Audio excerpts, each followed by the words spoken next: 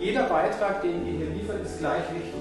Damit diese Beiträge alle gleichgewichtet sein können, schreibe ich jeden Beitrag mit.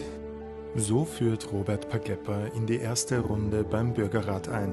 17 Bürger und Bürgerinnen sind gekommen, um 2 Tage lang ein Thema zu bearbeiten. Der Bürgerrat Zukunft der Landwirtschaft war der 11. landesweite Bürgerrat, der bisher stattgefunden hat, und der zweite, der aus der Bevölkerung initiiert wurde, also mittels 1000 Unterschriften. Also es sind weit über 1000 Unterschriften gesammelt worden, damit dieser Prozess auch zustande kommt und eben die Zukunft der Landwirtschaft zum Thema wird. Das Anliegen der Initiative war, das Thema in eine breitere Diskussion zu bringen und auch die Bevölkerungsperspektive mit einfließen zu lassen, neben der Fachexpertise, die natürlich besteht. Aufgrund von der Zufallsauswahl war einfach nicht gewährleistet, dass Menschen, die in der Landwirtschaft wirklich tätig sind, beim Bürgerrat selber mit dabei sind. Außerdem ist uns bewusst, 1,5 Tage sich Zeit zu nehmen, ist gerade für Landwirtinnen und Landwirte sehr schwierig. Und deswegen entstand die Idee, 3 Workshops vorab zu veranstalten, Kurzformate, jeweils 2,5 Stunden, auch in 3 Regionen und auch per Zufallsauswahl eingeladen.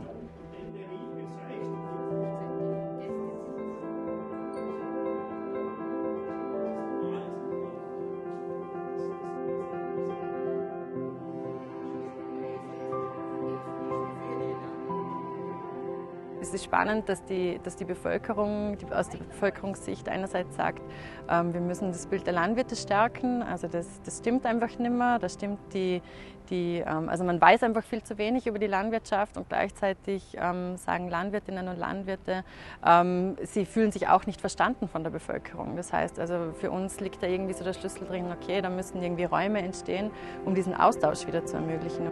Genau so einen Austausch ermöglicht der Bürgerrat. Die ausgelosten Teilnehmerinnen werden per Brief informiert. Also im ersten Moment war ich natürlich ganz gespannt, was für Post ich da jetzt offiziell von der Vorarlberger Landesregierung bekomme. Ja, also zuerst war ich sehr überrascht und habe mir gedacht, hey, was ist das? Weil ich das nicht kenne, noch nie was von dem gehört habe. Und habe mir gedacht, ja, irgendwie interessant, das Thema interessiert mich auch. Ein wichtiges Thema, und da war für mich eigentlich schnell klar, dass ich da teilnehmen möchte, da auch mitsprechen möchte, und finde es wirklich super, dass auch die Möglichkeit geboten wird, auch als Bürger sich einzubringen. Also zuerst werden mal ganz viele Ideen gesammelt und jeder darf dazu sagen, was man zum Sagen hat und was einen beschäftigt. Ich habe es ein großes Geschenk gefunden, dass auch immer wieder moderiert worden ist, dass man gesagt hat, so alle zu Wort kommen. Dass es so eine gewisse Gleichberechtigung gibt, damit die üblichen Gruppendynamiken ein bisschen ausgeschaltet werden. Das habe ich sehr wertvoll gefunden. Die Moderationsmethode hinter dem Bürgerrat nennt sich Dynamic Facilitation. Im Kern geht es darum, ein Gespräch auf Augenhöhe zu führen, in dem nicht nur rationales Denken, sondern auch Gefühle, Bedürfnisse und Interessen Platz finden. Es waren Einzelne dabei, die am Anfang ganz wenig gesagt haben, und es waren mitunter aber die wertvollsten Wortmeldungen.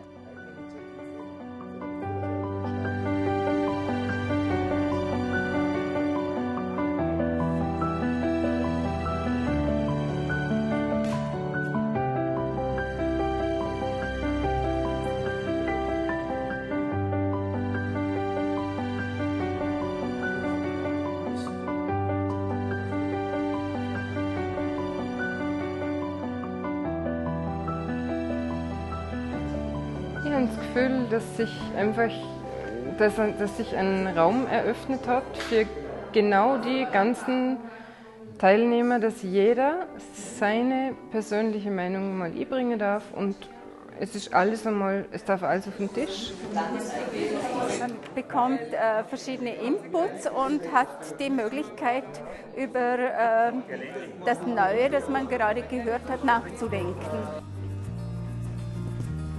Wird heute dann am 2. Halbtag war es dann sehr spannend für mich, wie wir aus den doch insgesamt über 60 Punkten das Ganze zu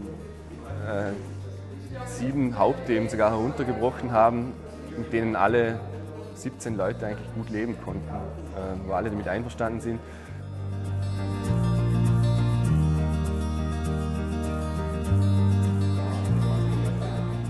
Ich darf das Ganze beobachten für die Initiativgruppe. Der Eindruck ist, dass die Themen, die da angesprochen werden, schon eine große Bandbreite abdecken von dem, was uns als Bäuerinnen und Bauern täglich bewegt. Dass das ein guter Prozess ist und da auch konkret an Lösungsvorschlägen geschaffen wird. Ein relativ großes Thema war sicher dann Raumplanung im weitesten Sinn, als dass man sich einfach darüber im Klaren sein muss, dass Grünflächen in Vorarlberg bleiben müssen.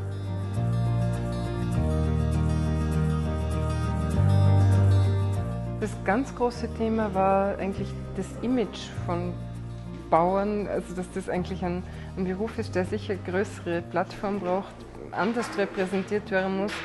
Und ich denke, dass es auch wichtig ist, dass man mehr darüber weiß, also dass es viel mehr Informationen gibt für alle, für die ganze Bevölkerung, weil da fehlt, glaube ich, ganz viel Austausch.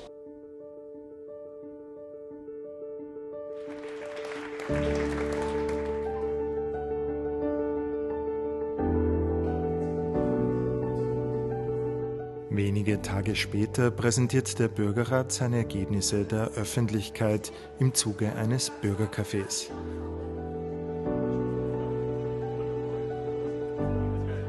An 3 Abenden besteht so die Möglichkeit, die Ergebnisse des Bürgerrats zu besprechen und zu ergänzen.